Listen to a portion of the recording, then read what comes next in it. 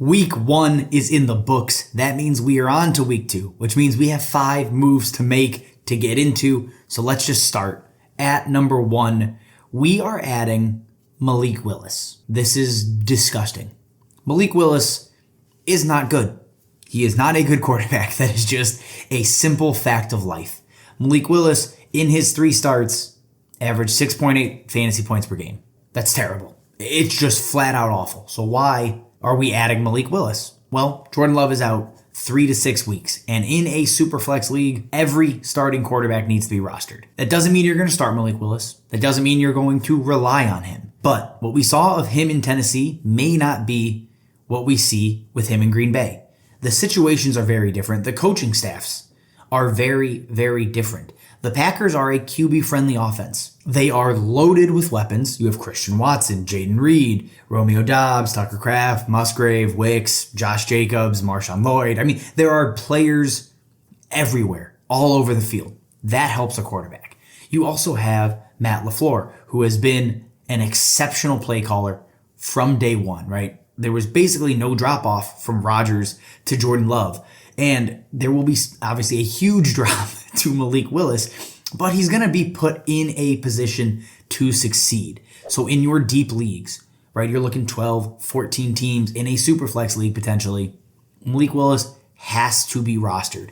There is no way around it. If you lost Jordan Love and you don't have a third quarterback, you may be starting Malik Willis. And that's not fun, but it's fantasy football. And there's no better way to describe us being back into the season than Malik Willis being a must-add quarterback in your deep dynasty leagues. Move number 2, we are going out and we are adding Devaughn Vele. And if you're thinking, who the hell is that? You're not alone. I mean, he's been trending on Sleeper the last couple of weeks, and we've looked into him. A 26-year-old, 7th-round rookie. It felt like there's no way he's important for fantasy, right? There just can't be the case. He comes out in week 1, pulls in a 19% target share.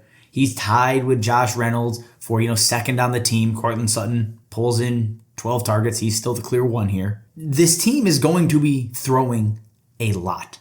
This Denver Broncos team is very, very bad. So even if Vele sits around a 15 to 20% target share, that's going to be 6 to 10 targets potentially. Like, there's going to be enough volume that in deep PPR leagues, he's a bye week fill-in. He's a flex play. He's a player that's available on waivers and saw a lot of volume. That's really the headline that I should have started with.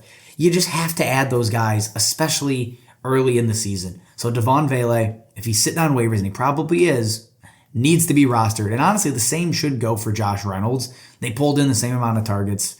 Bo Nix struggled, and we'll talk on that in just a moment here. But look, we want volume. That's what this brings. And speaking of volume, move number 3. We are adding Rams pass catchers. Just in general. We are adding Colby Parkinson. We are adding Demarcus Robinson. We are adding Tyler Johnson, especially. Puka Nacua left with a knee injury in the first half, or at the end of the first half last night. That means someone else has to catch passes. And look, we obviously know Cooper Kupp is going to be Cooper Kupp. He saw just an absolutely absurd number of targets in that game. But there's going to be a number 2. We saw this last year, remember? Tutu Atwell and Demarcus Robinson both had several relevant games while they were finding their way in this offense with Cooper Kupp injured. So Tyler Johnson, he's number 1 for me. If I need a tight end, Colby Parkinson's absolutely in play. Demarcus Robinson is lower on that list. Jordan Whittington, they did give him a carry around the goal line, which I thought is fantastic, but you didn't see much from him in the pass game. I still think he's better than Tyler Johnson. He's better than Demarcus Robinson, but the coaching staff isn't feeling that way. So I'm adding him as well, and I think he's probably higher rostered than the other guys because of all the preseason hype. I'm a part of that preseason hype. But again, you just want a piece of this Rams offense because Stafford is a professional quarterback. He makes plays. He elevates pass catchers every single time. So take your pick at who you want, but you want to grab at least one of these guys off of waivers. Now, getting away from just the waiver wire ads, let's talk about a sell candidate. I want to talk about Zamir White.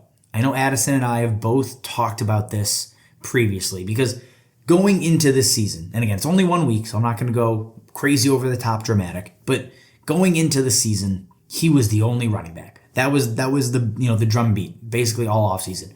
Workhorse, 80% of the snaps, every single touch you can imagine. Nobody's going to steal work from Zamir White. Enter Alexander Mattison. Alexander Mattison outsnaps Zamir White in week 1. And that's game script. Like that is a large part of the game script. But you look at this Raiders team, this offense is not good. This game script is going to be a consistent theme throughout the Raiders season. It's just a fact. And Zamir White, he leads in touches, right? 13 carries, 2 targets, even though Mattison, like I said, outsnapped him. But the problem is Mattison still pulls in 11 opportunities. He runs 22 routes. Zamir White only runs 9. High value touches, at least in the pass game, are there for Alexander Mattison. And say what you will about him. He was terrible last year. He looked fine. He looked absolutely fine in week 1. That is a bad thing for Zamir White because this idea of him being a rock solid volume RB2, it's just not going to be true every single week. He's going to be a touchdown dependent running back on a bad offense. That's not great. So if other people are looking at it and saying that's a fluke, Zamir White's still the dude. Like I want out for a second plus. I am all in at that value. I'm not going to sell for less because it's only 1 week. But if I can go turn him into picks and maybe turn that pick into a different running back, like a Jerome Ford, that is something I will happily do.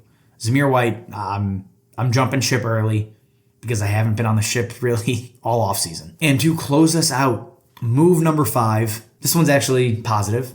We're not going to panic on rookie quarterbacks, on any of them. I don't think any of the rookie quarterbacks looked particularly good in week 1. Not even from a fantasy perspective, just like a real life talent perspective. Caleb Williams, as a Bears fan, that was one of the hardest games I've ever watched. It was terrible. I mean, the offensive line didn't do its job. We had a couple of drops, and Williams missed like easy throws. So I'm not panicking. It's week 1. The Titans are a good defense. This is just the fact of rookie quarterbacks in the NFL. Bo Nix looked even worse than Caleb Williams somehow, right? Williams wasn't accurate and missed stuff, but he didn't make mistakes in terms of like turnovers. Bo Nix did. He made a lot of very, very bad decisions. Couldn't push the ball down the field. It was just a disaster. And I don't even like Bo Nix at all. But I'm not going to say his career is over. He's a bust because it's week 1. The Seahawks look like they got a great defense. Mike McDonald made a lot of moves and it worked very, very well against a bad quarterback in week 1. And then on the final one here, Jaden Daniels. For fantasy, electric. The rushing, exactly what you wanted. He scrambled a lot. The accuracy was not there. I mean, there's better days ahead for Jaden Daniels as well. He flashed, at least for fantasy, so we feel much better. I don't think we looked at him and said, that is a guaranteed superstar NFL quarterback right now.